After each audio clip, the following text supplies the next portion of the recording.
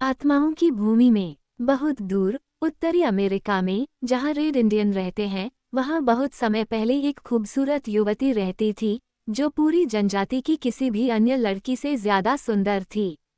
कई युवा बहादुरों ने उससे शादी करने की कोशिश की, लेकिन वह केवल एक की बात सुनती थी, एक सुंदर सरदार जिसने कुछ साल पहले उसे पसंद किया था।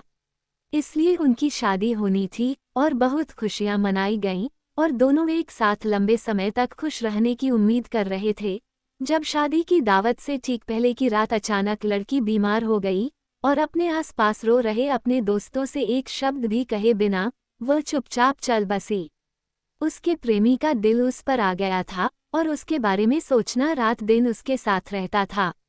उसने अपना धनुष एक तरफ रख दिया और न तो लड़ने गया और न ही शिकार करने, बल्कि सूर्योदय से सूर्यास्त तक वह उस जगह पर बैठा रहा जहां उसे दफनाया गया था और अपनी खुशी के बारे में सोचता रहा जो वहां दफन थी। आखिरकार कई दिनों के बाद अंधेरे से एक रोशनी उसके सामने आई। उसे याद आया कि उसने जनजाति के बूढ़े बूढ़े लोगों से सुना था कि आत्माओं की भूमि की ओर जाने वाला एक रास्ता है, कि अगर तुम ध्यान से खोजो तो तुम उसे पा सकते हो। इसलिए अगली सुबह वह जल्दी उठ गया और अपनी थैली में कुछ खाना डाला और अपने कंधों पर एक अतिरिक्त खाल लटका ली, क्योंकि उसे नहीं पता था कि उसकी यात्रा में कितना समय लगेगा और न ही उसे किस तरह के देश से गुजरना होगा। वो केवल एक बात जानता था कि अगर रास्ता है तो वह उसे पालेगा।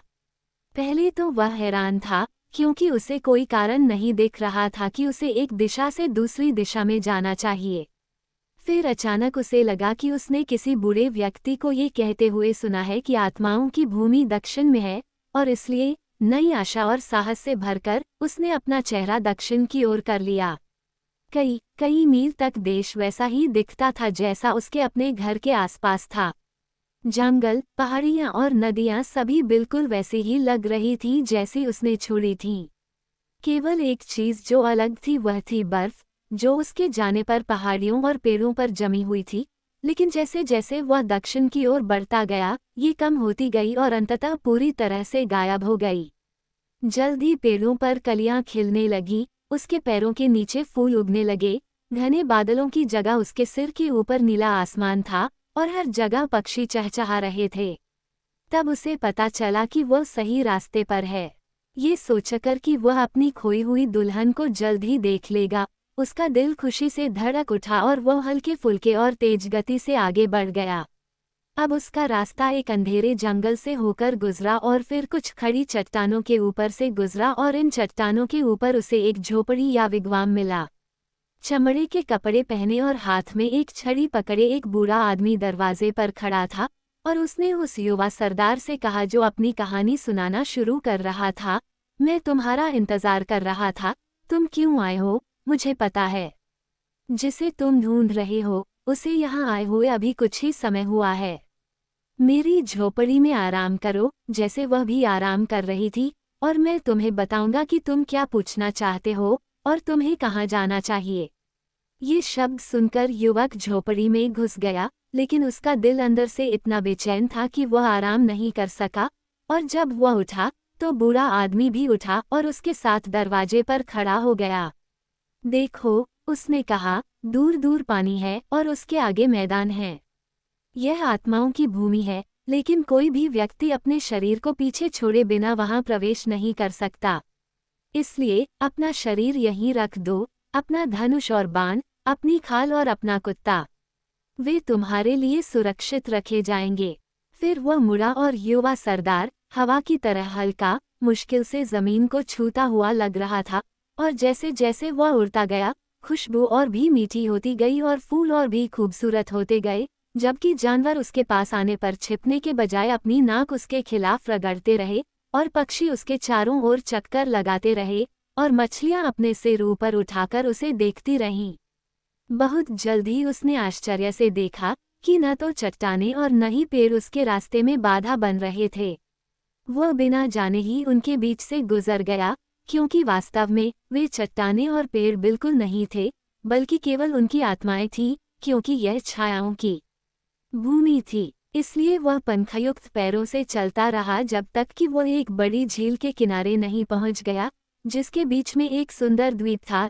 झील के किनारे पर चमचमाते पत्थरों की एक डोंगी थी और डोंगी में 2 चमकते चप्पू थे। मुखिया सीधे डोंगी में कूद गया और चप्पू पकड़कर किनारे से दूर चला गया। तभी उसे खुशी और आश्चर्य हुआ कि उसके पीछे एक और डोंगी में वही युवती आ रही थी जिसके लिए उसने इतनी लंबी यात्रा की थी।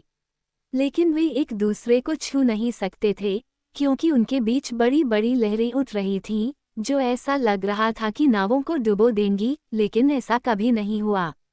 और युवक और युवती डर के मारे सिकुड़ गए, क्योंकि पानी की गहराई में उन्होंने उन लोगों की हड्डियां देखीं जो पहले मर चुके थे, और लहरों में पुरुष और महिलाएं संघर्ष कर रहे थे, और बहुत कम लोग पार कर पाए। केवल बच्चों को कोई डर नहीं था, और वे सुरक्षित रूप से दूसरी तरफ पहुंच गए। फिर भी, हालांकि मुखिया और युवती इन भयानक दृश्यों और ध्वनियों से भयभीत थे, लेकिन उन्हें कोई नुकसान नहीं हुआ, क्योंकि उनका जीवन बुराई से मुक्त था, और जीवन के स्वामी ने कहा था कि उनके साथ कोई बुराई नहीं होनी चाहिए।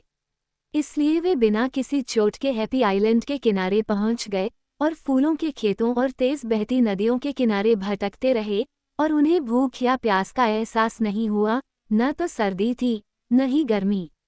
हवा ने उन्हें खाना खिलाया और सूरज ने उन्हें गर्म किया, और वे मृतकों को भूल गए, क्योंकि उन्होंने कोई कब्र नहीं देखी, और युवक के विचार युद्धों या जानवरों के शिकार की ओर नहीं गए।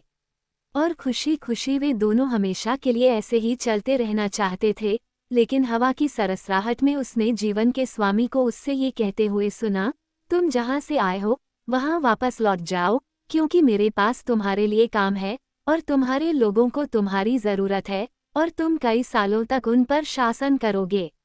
द्वार पर मेरा दूत तुम्हारा इंतजार कर रहा है, और तुम अपना शरीर वापस ले जाओगे जिसे तुम पीछे छोड़ आए हो, और वह तुम्हें बताएगा कि तुम्हें क्या करना है। उसकी बात सुनो, और धैर्य रखो, और आने वाले समय में तुम उससे फिर से मिल जाओगे जिसे तुम्हें अब छोड़ना होगा, क्योंकि वह स्वीकार की गई है, और हमेशा जवान और सुंदर रहेगी, जैसे कि जब मैंने उसे बर्फ की भूमि से बुलाया था।